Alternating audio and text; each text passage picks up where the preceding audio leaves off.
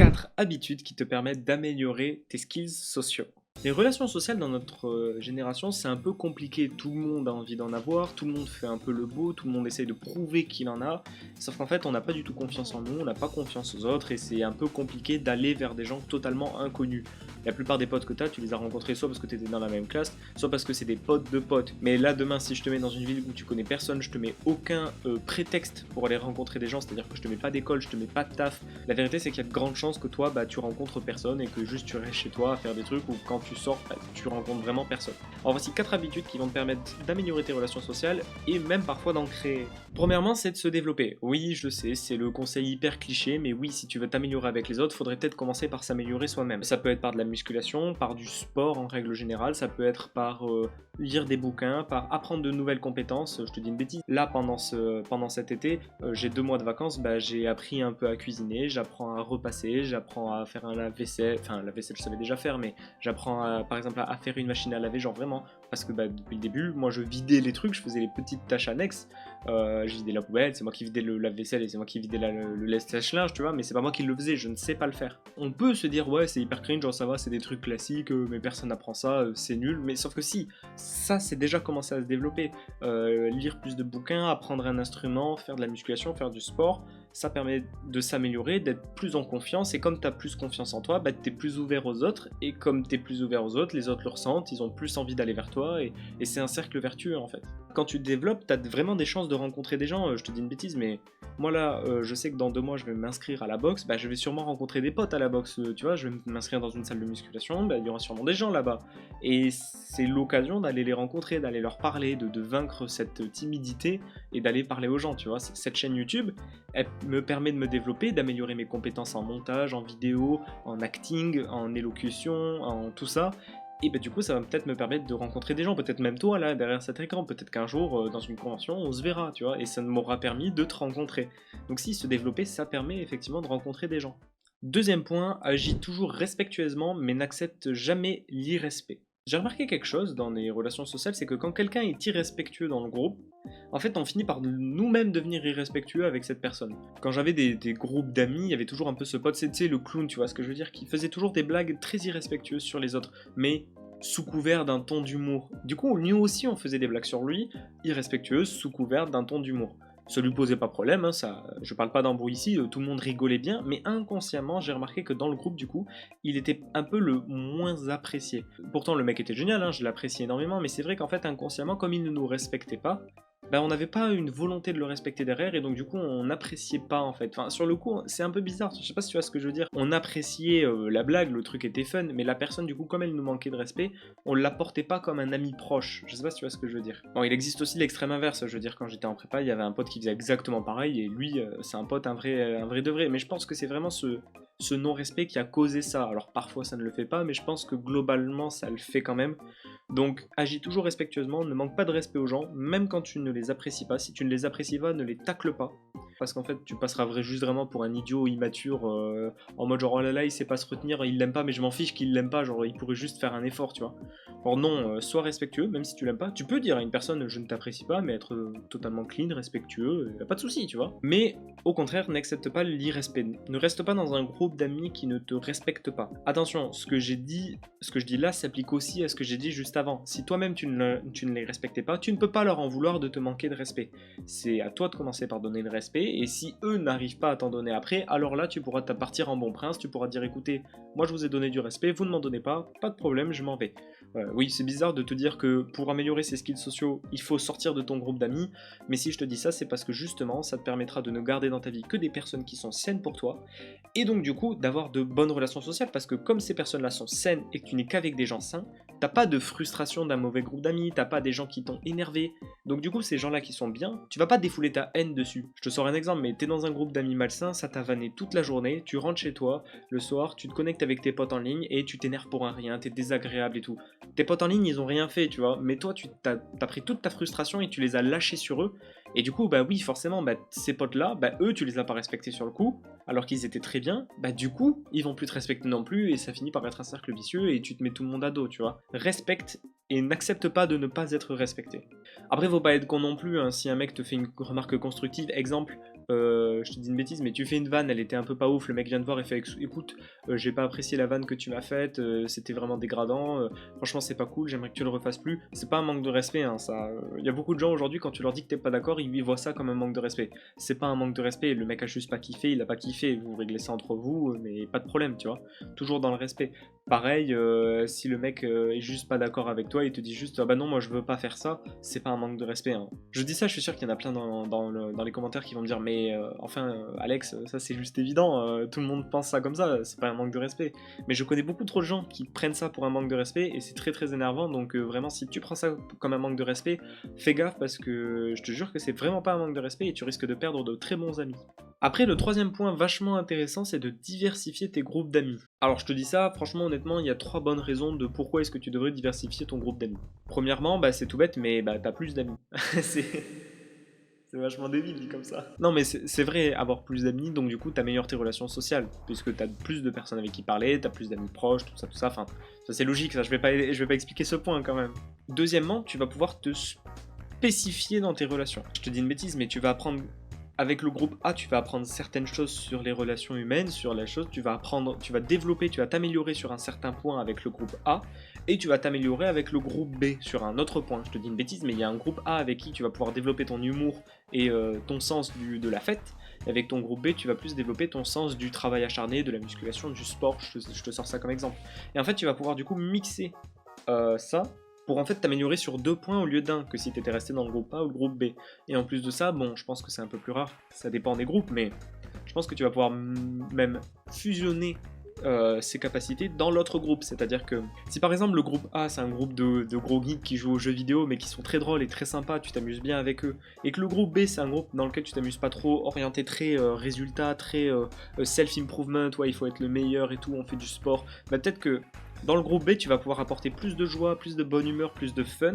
Et dans le groupe A, tu vas pouvoir apporter plus d'objectifs, plus de trucs, tu vas pouvoir les pousser, peut-être même qu'ils vont se mettre à la muscu aussi, etc. etc. Enfin, le troisième point intéressant, c'est que si un jour dans un groupe ça va plus, ça va pas, pour X ou Y raison, et bah t'as toujours un autre groupe d'amis qui pourra te soutenir dans un moment difficile et qui pourra te soutenir suite à la perte de ton premier groupe d'amis. Je sais que ça m'est déjà arrivé de perdre des groupes d'amis très très chers, ça m'est encore arrivé assez récemment. Enfin, pas perdre, mais tu vois, quand le lien est un peu effrité en tout cas, genre, c'est plus tout à fait comme avant, il y a un petit truc qui s'est passé. Bah, à chaque fois, j'ai jamais eu un second groupe dans lequel j'ai pu m'incruster, mais en vrai, c'est une super bonne strat. J'ai mis du temps à réaliser ça, mais c'est hyper intéressant d'avoir un deuxième groupe qui justement sera là pour te remonter le moral quand dans le premier ça va pas. Le but est pas de fuir hein, quand ça va pas dans le premier groupe, le but c'est pas de plus être pote avec le premier groupe et d'aller dans le deuxième. Non, c'est que quand il y a des tensions dans le premier groupe, le temps que ça se règle, voire si ça se règle jamais, bah, c'est d'avoir quand même des amis sur qui compter, qui t'aideront, qui seront là pour toi, si jamais la rupture est difficile, tout ça quoi. Et enfin, quatrième point et le plus important, c'est celui qui va faire plaisir à personne, c'est sortir de sa zone de confort et aller rencontrer des randoms. Ça va faire 3 semaines que je suis rentré chez mes parents après 2 ans d'études à Albi. Et le problème, c'est que ici, j'ai pas d'amis. Je veux dire, la plupart de mes amis, ils sont dans le reste de la France, ils sont sur Paris actuellement, ils font des euros, ou ils font des vacances entre eux, ils sont partis à des endroits et tout, bref. Du coup, je me retrouve finalement un peu solo et j'ai personne avec qui passer du temps. Et quand on a 20 ans, oui, je suis un gros geek, j'adore le PC, j'adore les jeux vidéo, mais j'ai envie quand même aussi de sortir et de profiter de mon été, comme tout le monde, quoi.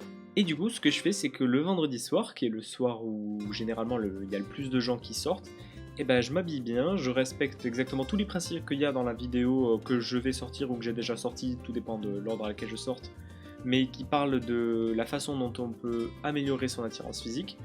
Je prends ces conseils-là, je les applique et je sors dehors pour m'essayer de me faire des amis. Donc je me fais un peu beau, je me fais un peu truc et je sors et je me balade. Et vraiment un truc de trisomique, mais je me balade dans la rue et je regarde les gens qui sont en terrasse. Et dès que je vois un groupe qui a l'air d'avoir mon âge et qui est posé en terrasse et qui ont l'air un peu sympa, je vais les voir et je leur demande salut, ça va, et je leur sors cette phrase super cringe de je suis là, je suis dans tel village, je connais absolument personne, est-ce que ça vous dérange si je traîne avec vous? Et honnêtement, je pensais que je me prendrais des refoules, des mecs qui me diraient non, des mecs hyper surpris. Alors j'en ai eu des mecs hyper surpris avec qui du coup j'ai traîné viteuf le temps d'une soirée et c'était un peu cringe parce que les mecs étaient pas du tout prêts, tu sentais qu'ils étaient entre potes à la base, mais jamais j'ai pris un nom, jamais on m'a dit bah non, juste dégage. Et même si on me l'avait dit, bah, j'ai eu tellement de oui qu'en vrai c'est worth it et ça le vaut. Donc franchement, juste là, si tu déprimes, pour peu qu'en plus de ça, là on est le 21-07, franchement, t'es sûrement en vacances. T'es tout seul, juste sors dehors, tu vas dans un bar, dans un truc, tu vas voir le barman, tu dis écoute, bah, je connais personne, est-ce qu'il y a des habitués à qui tu voudrais me présenter, des gens qui ont à peu près mon âge? Il va t'en présenter, il va t'en montrer, et ce sera cool, tu vois. En plus de ça, j'ai même une anecdote. Ce truc-là m'a fait rencontrer une cousine germaine. C'est-à-dire qu'il y avait une fille, je discute un peu dans le groupe, et du coup, je dis mon prénom, et elle me dit ah, du coup, tu connais pas bah, le nom du village dans lequel j'habite. Et je dis non, non, j'étais en études à Albi, j'ai fait une prépa. Elle me dit ah bon, mais t'habites vers où? Je dis ah, vers là-bas, tu prends la gendarmerie, bah, pas très loin et tout. Elle me dit attends, mais ton nom de famille, ce serait pas machin, et elle me sort mon nom de famille. Je fais bah si, pourquoi? Elle me fait oh là là, mais moi je suis Tamara, et elle sort un nom de famille qui est un nom de famille de ma famille. Bizarre, un nom de famille de ma famille. Bref, il y a une branche de ma famille qui a ce nom de famille. Et en fait, c'est ma cousine germaine. Et tu vois, je l'ai rencontrée par pur hasard, tu vois, preuve du destin. Alors que le pire, c'est que ce groupe-là, comme c'est un groupe majoritairement de filles, je me suis dit putain, mais je vais passer pour un mec qui veut pécho hyper cringe. J'ai pas envie en plus parce que bah, physiquement, elle m'attirait pas tant que ça, tu vois. Juste, elle avait l'air gentille, donc bah, j'y suis allé. Je me suis dit bon, bah, je vais passer pour un lourd, mais au pire des cas, tant pis. En fait, c'est ma cousine, tu vois. Peut-être pour ça que je la trouvais pas attirante aussi. Non, mais du coup, bref, voilà, c'est un truc un peu marrant. Va voir des gens. Donc voilà, sors de chez toi, va voir des gens genre qui ont l'air juste sympas et tu leur dis, et t'as pas peur de passer pour un mec cringe, tu leur dis bah écoutez, je connais pas grand monde ici, je suis nouveau, voire même quitte à mytho sur le je suis nouveau, moi j'ai pas mytho mais tu dis voilà écoutez je suis nouveau, ou alors c'est simple, aucun de mes potes est, tu sors ça, aucun de mes potes est disponible aujourd'hui, j'ai envie de faire un truc, et si ça vous dit qu'on fait un truc tous ensemble, bah pourquoi ils diraient non, tu vois, et si jamais ils disent non, bah tu fais un grand sourire, tu fais ok bah c'est pas grave les gars, profitez bien de, je te dis une bêtise, s'ils sont en train de jouer au basket, tu dis bah bon match, tu vois, et tu t'en vas, tu vas avoir un autre groupe de potes. Et mine de rien, ça va te permettre d'avoir confiance en toi, ça va te permettre de plus avoir honte. Et même, c'est débile, mais tu sais pas les portes que ça peut t'ouvrir. S'il faut, tu vas rencontrer des gens hyper sympas, des gens qui vont t'aider, des gens qui vont t'apporter quelque chose à un moment de ta vie où t'en avais peut-être besoin et tu le savais juste pas. Et pas peur d'aller vers l'inconnu, et pas peur d'aller vers les inconnus, hein, littéralement. Et juste fonce, fais-le, ça va améliorer tes relations sociales parce que le fait de ne pas avoir peur d'aller vers les autres, déjà ça va impressionner du monde autour de toi parce que beaucoup de gens sont pas capables de faire ça, tout simplement, ils sont pas capables d'aller dans la rue et demander à une meuf hey salut, bah, j'ai personne avec qui traîner, je peux traîner avec toi. Tu vois, c'est débile, mais enfin pas beaucoup de gens peuvent faire ça, tu vois. Et je pense que si je dis ça à la plupart des mecs, surtout de mon âge, je pense que la plupart me diront putain mais mec t'as hyper confiance en toi. Pas du tout, pas du tout. Est-ce que c'est bon pour vous? Non, absolument pas. Je n'ai absolument pas confiance en moi. Mais bon, qu'est-ce que tu veux que je te dise? Au bout d'un moment, on va bien falloir se bouger le cul. Alors, on se bouge le cul. Tout ça pour dire, ces astuces-là dont je t'ai parlé, là, ces quatre habitudes pour améliorer tes relations sociales, elles sont vachement importantes parce que, surtout la dernière, parce qu'elles vont te permettre en fait de ne plus avoir peur de l'autre, de plus avoir peur en fait, d'être indépendant socialement. Dans le sens où t'as pas besoin de l'amour des autres, et pour autant, c'est t'y prendre pour avoir l'amour des autres. Je sais pas si tu vois ce que je veux dire. Le premier point qui est de s'aimer soi-même, bah, l'objectif c'est que tu vas tellement commencer à t'aimer toi-même, si je peux dire ça comme ça, que du coup t'auras pas besoin de te dire ah est-ce que les autres m'aiment bien. Tu t'en fous que les autres t'aiment bien. Toi tu t'aimes bien déjà. Si toi déjà de ton côté t'arrives à être fier de toi, t'as pas besoin que les autres soient fiers de toi. Du coup ça te permet de te détacher de cette pression. Le deuxième, agir respectueusement et accepter l'irrespect, ça fait que t'es toujours droit dans tes bottes. T'as pas cette pression de ah est-ce que j'ai agi, bien agi. Non, tu sais que t'as été respectueux en toute cause et tu sais que tu t'es pas laissé marcher dessus. Donc à partir de là, pas de problème, pareil, c'est une pression que t'enlèves. Le troisième point qui est de diversifier ses groupes d'amis, bah, c'est que t'es pas dépendant d'un groupe. Si ce groupe-là veut plus de toi ou te respecte pas ou quoi que ce soit, tu te casses, tu te dégages, ils aillent se faire foutre, tu vois, tu t'en fiches, tu les envoies balader. T'as pas la pression de ah mais sans eux je serai seul. Non, tu seras pas seul. Et enfin, le dernier point, sortir de sa zone de confort, c'est que, en fait, t'as tellement plus peur d'aller vers les autres que du coup, tu considères l'autre comme ton égal. T'arrêtes de poser les gens sur un piédestal en te disant ah, ils sont meilleurs que moi, j'arriverai pas à aller les voir. Oh, cette fille-là, elle est trop jolie pour moi, je peux pas. Bah non, si t'as tellement l'habitude d'aller voir les gens, bah à la fin, ça te posera plus de problème. En tout cas, si cette vidéo t'a plu, n'hésite pas à liker et à partager. Franchement, ça va aider la chaîne, elle est toute nouvelle, il n'y a pas encore quasiment de vidéos. À l'heure où je parle, il n'y a même aucune vidéo qui est postée, c'est que des records que j'ai fait. Donc si vraiment la vidéo t'a plu, n'hésite pas à t'abonner, partage la chaîne, fais grandir cette chaîne de ouf, genre aide-moi à atteindre le million. Non, je rigole, peut-être pas le million, mais tu vois l'idée quoi. En tout cas, moi je te dis à la prochaine, de nouvelles vidéos arrivent très bientôt, à plus.